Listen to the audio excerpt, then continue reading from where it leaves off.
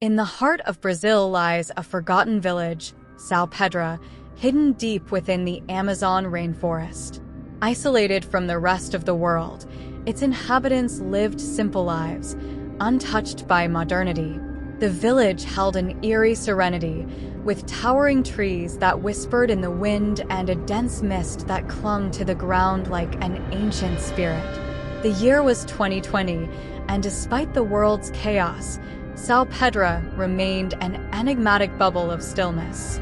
But beneath its quiet surface, an old legend lingered, a legend of a curse that had plagued the village for centuries.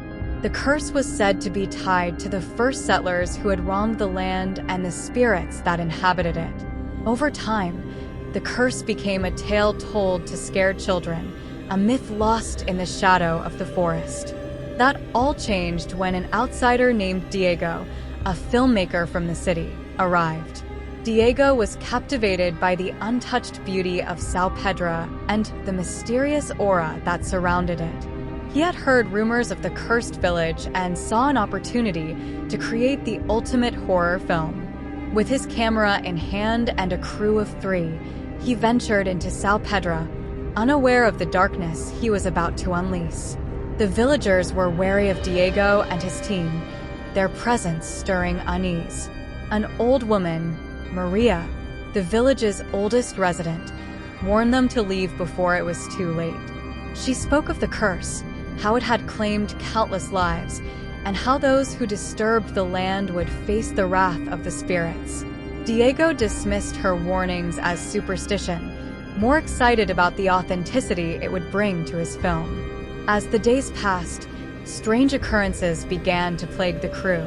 Equipment malfunctioned, eerie sounds echoed through the night, and shadows moved where they shouldn't. Despite the growing tension, Diego pushed forward, driven by his ambition to create the best suspense horror film of 2020.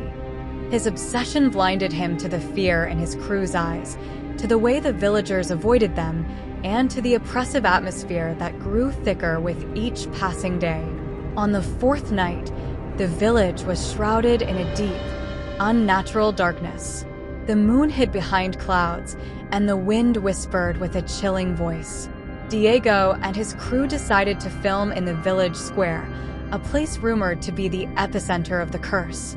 The square was dominated by a massive stone well, its surface covered in ancient, indecipherable carvings.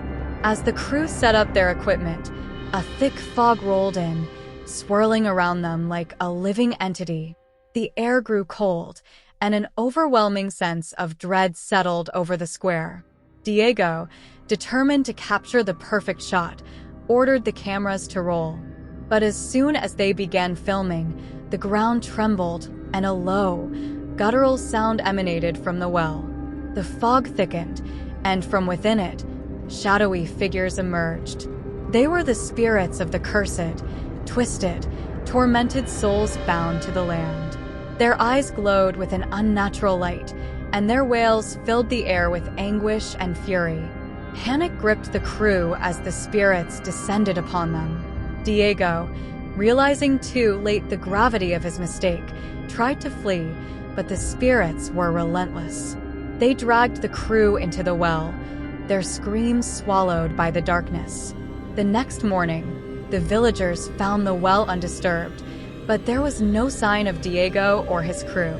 Only their equipment remained, covered in a fine layer of dust, as if untouched for years. The village returned to its eerie silence, and the legend of the curse grew stronger, fueled by the mysterious disappearance of the outsiders. Weeks later, a package arrived at a production studio in São Paulo.